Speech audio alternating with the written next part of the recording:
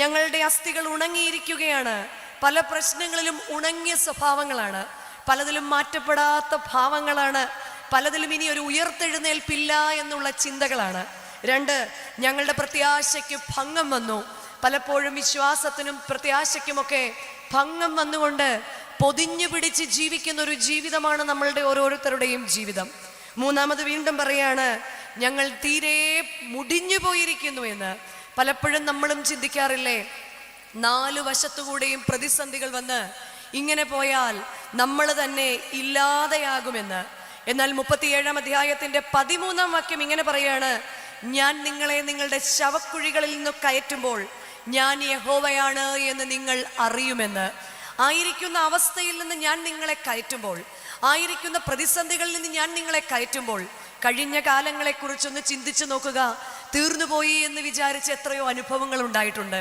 മരണത്തിന്റെ നിഴൽ വീണ താഴ്വരയിൽ കൂടി നടന്നു പോയപ്പോഴും നീ ഒരനർത്ഥവും ഭയപ്പെടേണ്ട എന്ന് പറഞ്ഞ് കൈ പിടിച്ച് നടത്തിയ ആ വലിയ ദൈവത്തെക്കുറിച്ചുള്ളൊരു വിശ്വാസം തലമുറയ്ക്ക് പകർന്നു കൊടുക്കുന്നതിന് പകരം അയ്യോ ഞങ്ങൾ നശിച്ചുപോയി എന്ന് പറയുന്ന അവസ്ഥ പലപ്പോഴും വിശ്വാസ ജീവിതത്തിൽ തകർച്ചയിൽ ഉണ്ടാകാറുണ്ടോ? എന്നാൽ പ്രിയമുള്ളവരെ, ലഭിച്ചതല്ലാതെ നമുക്ക് മറ്റൊന്നുമില്ല എന്ന് സമ്മതിക്കേണ്ടിയിരിക്കുന്നു. ഇന്നലെ സന്ധ്യയിൽ നമ്മോടൊപ്പം സന്തോഷിച്ചവർ ഇന്ന് പ്രഭാതത്തിൽ സന്തോഷിച്ചില്ല എന്നൊക്കെ പറയുമ്പോൾ അത് വളരെ നിസ്സാരമായ ഒരു ക്ലീഷേ ഡയലോഗായിട്ടൊക്കെ നമുക്ക് തോന്നും. എന്നാൽ ഏറെ സങ്കടത്തോടുകൂടി ഒരു പ്രാർത്ഥനയുടെ ആവശ്യം ആദ്യം തന്നെ നിങ്ങളോട് പങ്കുവെക്കട്ടെ. ഞാൻ പുത്തൻകാവ് സെന്റ് മേരീസ് കത്തീഡ്രൽ ഇടവകാംഗമാണ്. ഞങ്ങളുടെ പള്ളിയുടെ താഴെ, ഞങ്ങളുടെ പള്ളിയിലെ മദ്ബഹായിലൊക്കെ കയറുന്ന വളരെ മിടുക്കനായ ഒരു +2 കഴിഞ്ഞ ഒരു പയ്യൻ, എബിൻ എന്നാണ് ആ മോൻ്റെ പേര്.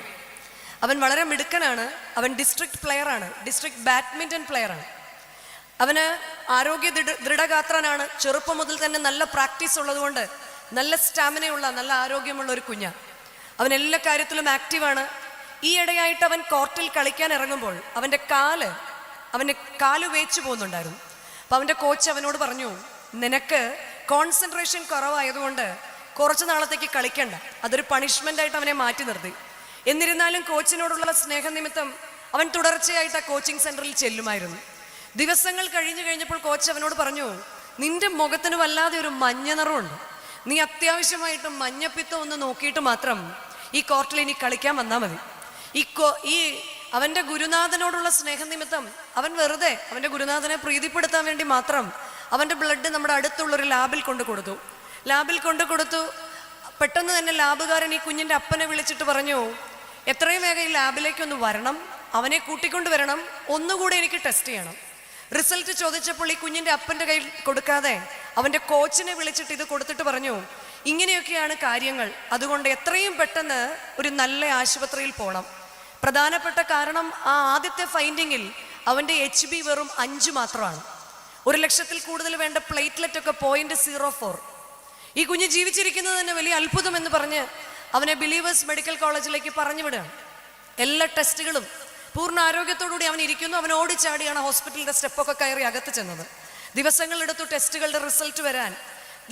ടെസ്റ്റുകളുടെ റിസൾട്ട് വന്നപ്പോൾ സിവിയർ എപ്ലാസ്റ്റിക് അനീമിയ എന്ന് നമ്മളാരും അധികമൊന്നും കേട്ടിട്ടില്ലാത്തതും ഡോക്ടർമാർക്ക് വളരെ പരിചിതവുമായ ഒരു അസുഖമാണത്. അതിന് ഇത്രയേ ഉള്ളൂ മറുമരുന്ന്, അവൻ്റെ മജ്ജ മാറ്റിവെക്കൽ ശസ്ത്രക്രിയ. കുറഞ്ഞതൊരു 45 ലക്ഷം രൂപ വില വരുന്ന ഒരു മജ്ജ മാറ്റിവെക്കൽ ശസ്ത്രക്രിയ. വീണ്ടും ഡോക്ടർ പറയുന്നു, അവൻ്റെ സഹോദരിയുടെ അല്ലെങ്കിൽ സഹോദരൻ്റെ മജ്ജയെ ഇവൻ ഏറ്റവും ആപ്റ്റായിട്ടും സൂട്ടായിട്ടും വരികയുള്ളൂ. അങ്ങനെ അവനെ ഇവിടെ നിന്ന് നിൽക്കണ്ട എന്ന് പറഞ്ഞ് വെല്ലൂരിലേക്ക് കൊണ്ടുപോയി അഡ്മിറ്റ് ചെയ്തു. 1.5 ലക്ഷം രൂപയോളം വില വരും സ്വന്തം സഹോദരിയുടെ ക്രോസ് മാച്ച് ചെയ്യാൻ മജ്ജ. അങ്ങനെ ചെയ്തുവെങ്കിലും ഹാഫ് മാച്ച് മാത്രമേ ആയിട്ടുള്ളൂ. ഫുൾ മാച്ച് ഉണ്ടെങ്കിൽ മാത്രമേ ആ സർജറി ചെയ്യാൻ പറ്റുള്ളൂ. എന്നാൽ ഓരോ 1.5 ദിവസങ്ങൾ കൂടുമ്പോഴും അവൻ്റെ ശരീരത്തിൽ കുറഞ്ഞ ഒരു 8 പേരുടെ രക്തം കയറ്റിക്കൊണ്ടിരിക്കുന്നതുകൊണ്ട് മാത്രമാണ് ആ കുഞ്ഞ് വളരെ ആരോഗ്യത്തോടെ ഇന്ന് ആയിരിക്കുന്നത്. നമ്മൾ ആയിരിക്കുന്നത് ദൈവത്തിൻ്റെ കൃപയാലാണ്. ആമുഖമായി പറഞ്ഞത് 2 കാര്യമാണ്. ഒന്ന്, നിൽക്കുന്നു എന്ന് തോന്നുന്നുവെങ്കിൽ നാം വീഴാതിരിപ്പാൻ സൂക്ഷിച്ചുകൊള്ളുവേൻ. 2, നിങ്ങളുടെ വിലയേറിയ പ്രാർത്ഥനയിൽ ഈ കുഞ്ഞിനെ കൂടെ ഓർക്കണമെന്ന് ആദ്യമേ തന്നെ ഓർമ്മിപ്പിക്കുകയും ചെയ്യാണ്.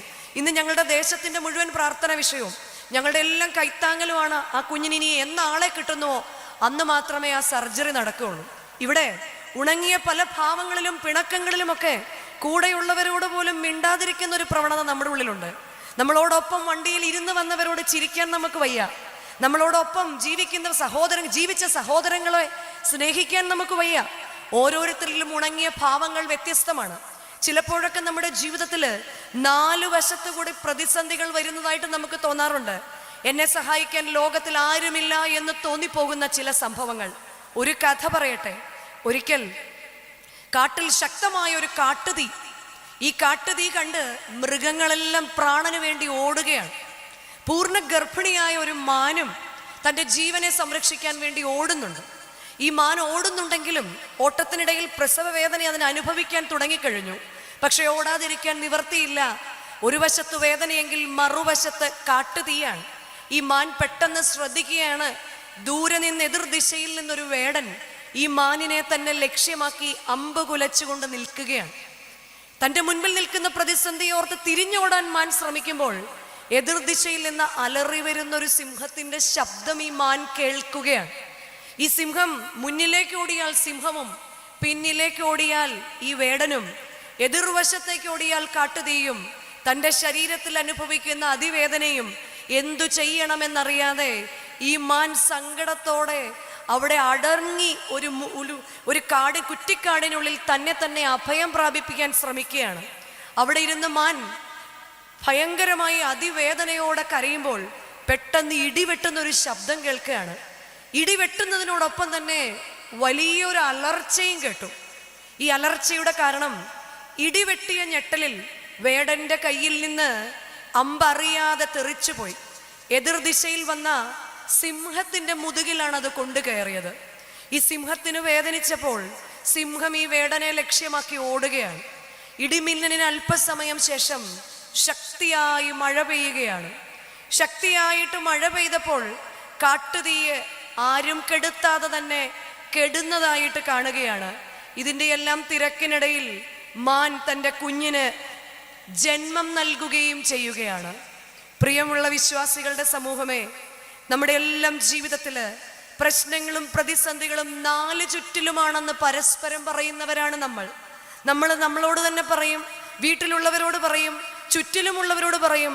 എന്നെ പോലെ പ്രശ്നത്തിൽ കൂടെ കടന്നു പോകുന്നവർ ആരുമില്ല. ചിലർക്ക് രോഗങ്ങളാണെങ്കിൽ ചിലർക്ക് ദുഃഖങ്ങളാണ്. പക്ഷെ അതിനെല്ലാം ഒരു കാലമുണ്ട്. ഇവിടെ മാനിന്റെ കണ്ണുനീര് കണ്ടതിനെ സംരക്ഷിച്ചവനായ ദൈവം, അതിൻ്റെ മുൻപിലുള്ള പ്രതിസന്ധികളെ അസാധ്യമായ രീതിയിൽ സംരക്ഷിച്ച ദൈവം നമ്മെയും ദേശത്ത് സംരക്ഷിച്ചു നിർത്തുവാൻ മതിയായ ദൈവമാണെന്ന് നമുക്ക് ഉറപ്പായിട്ടും അറിയാം. എന്നാൽ ചില വീണ്ടെടുപ്പുകൾ നമ്മുടെ എല്ലാം ജീവിതത്തിൽ ആവശ്യമാണ്. ചില മാറ്റങ്ങൾ നമ്മളെല്ലാം ആഗ്രഹിക്കുന്നില്ലേ? കാരണം ദൂരെ നിന്ന് നോക്കുമ്പോൾ കാടുകൾ ഇങ്ങനെ ശക്തമാണെന്ന് തോന്നും. പക്ഷെ അടുത്തേക്ക് ചെന്ന് നോക്കുമ്പോഴാണ് എല്ലാ മരങ്ങളും ഒറ്റയ്ക്കൊറ്റയ്ക്കാണ് നിൽക്കുന്നതെന്ന് നമ്മൾ മനസ്സിലാക്കുന്നത്. ദൂരെ നിന്ന് നോക്കുമ്പോൾ പലരും സ്നേഹമാണെന്ന് നമുക്ക് കരുതും. ദൂരെ നിന്ന് നോക്കുമ്പോൾ പലർക്കും സന്തോഷമാണെന്ന് നമുക്ക് കരുതും. എന്നാൽ അടുത്ത് ചെന്ന് നോക്കുമ്പോൾ മാത്രമാണ് ഓരോരുത്തർക്കും ഒറ്റപ്പെട്ട വേദനകളുണ്ട് എന്ന് നമുക്ക് മനസ്സിലാക്കാൻ സാധിക്കുന്നത്. എന്നാൽ പരസ്പരം നമ്മൾ കാണിക്കും ലോകത്തെ ഞങ്ങൾ ഓരോരുത്തരും സന്തുഷ്ടരാണ് എന്ന്. നമ്മൾ പലപ്പോഴും പ്രശ്നങ്ങളും പ്രതിസന്ധികളും വരുമ്പോൾ ആർക്കുമില്ലാത്ത പ്രശ്നങ്ങളാ എനിക്കെന്ന് പറയും. ചെറിയൊരു നിസ്സാര ഉദാഹരണം പറഞ്ഞു കഴിഞ്ഞാൽ നമ്മൾ പലപ്പോഴും ആശ്വസിക്കുന്നത് മറ്റുള്ളവർക്കും ഉണ്ടല്ലോ എന്ന് നിസ്സാരമായി പറയുവാണെങ്കിൽ, നമ്മുടെ വീട്ടിൽ കറണ്ട് പോകുമ്പം നമ്മൾ ആദ്യം എന്താ നോക്കാറുള്ളത്? എന്താ നമ്മൾ നോക്കുക? നമ്മുടെ വീട്ടിൽ കറണ്ട് പോയാൽ നമ്മൾ ആദ്യം ചെയ്യുന്ന എന്താ? ജനലിൽ കൂടെ നോക്കൂ, അപ്പുറത്തെ വീട്ടിൽ കറണ്ട് ഉണ്ടോ? ഇല്ല എന്ന് പറയുമ്പോൾ നമ്മൾ ആദ്യം പറയുന്നത് ഏതായാലും അപ്പുറത്തൊന്നും എല്ലായിടത്തും ഒന്നിച്ചായി. ഇങ്ങനെ പരസ്പരം പറഞ്ഞ് ആശ്വസിക്കുന്ന ഒരു രീതിയിൽ നിന്ന് അങ്ങനെ ആശ്വസിച്ച് കളയേണ്ടതല്ല ക്രിസ്തീയ ജീവിതം. മറിച്ച് സക്കായിയോട് കർത്താവ് പറയുന്നുണ്ട്, നീ ആയിരിക്കുന്ന മരത്തിൽ നിന്ന് താഴേക്ക് ഇറങ്ങി വാ, നീ ആയിരിക്കുന്ന അവസ്ഥയിൽ നിന്നൊന്ന് താഴേക്ക് ഇറങ്ങി വാ. നിന്നിലെ ഉണങ്ങിയ ഭാവം എന്തെന്ന് നീ കണ്ടുപിടിക്കുക. കാരണം നിനക്കുള്ളതിനെ വർദ്ധിപ്പിക്കുക എന്നതാണ് കർത്താവ് നിന്നിൽ നിന്ന് ആഗ്രഹിക്കുന്നത്. നിരാശ കൊണ്ട് നിസ്സംഗ മനോഭാവത്തോടുകൂടി ജീവിക്കുന്ന നമ്മളോട് പറയുകയാണ്, ഈ ഉണങ്ങിയ അസ്ഥികൾ ജീവിക്കുമോ എന്നൊരു ചോദ്യമാണ്. യഹോവയുടെ വചനം അസ്ഥിമേൽ വീശിയപ്പോൾ അസ്ഥികളിൽ ഞരമ്പും മജ്ജയും മാംസവും വന്ന് അത് ചലിക്കുന്ന ദേഹിയായി തീർന്നതുപോലെ നമ്മുടെ എല്ലാം ജീവിതത്തിൽ ചില വീണ്ടെടുപ്പുകൾ ആവശ്യമാണ്. ഇവിടെ ഒരിക്കലൊരു യാത്രകൻ ഇങ്ങനെ കാളവണ്ടിയിൽ ഇങ്ങനെ പോകുകയാണ്. അയാൾ പോകുമ്പോൾ കാണുന്ന കാഴ്ച വലിയ ഭാരവും തലയിൽ താങ്ങിക്കൊണ്ട് ഒരു മനുഷ്യൻ ഇങ്ങനെ നടന്നു പോകുകയാണ്. അയാൾ നല്ല വൃദ്ധനാണ്. അയാളുടെ സങ്കടത്തോടെയുള്ള നടത്തം കണ്ടിട്ട് ഈ കാളവണ്ടിക്കാരൻ വണ്ടി നിർത്തിയിട്ട് അയാളോട് പറഞ്ഞു, എൻ്റെ കാളവണ്ടിയിലേക്ക് കയറൂ, ഞാൻ നിങ്ങളെ അടുത്ത പട്ടണത്തിൽ കൊണ്ടിറക്കാം. അങ്ങനെ ഇയാൾ കാളവണ്ടിയിൽ കയറാൻ അനുവാദം കൊടുത്തു. കാളവണ്ടി ഇങ്ങനെ മുന്നോട്ട് നീങ്ങുകയാണ്. പുറകിൽ നിൽക്കുന്നയാൾ ഒന്നും മിണ്ടുന്നില്ല.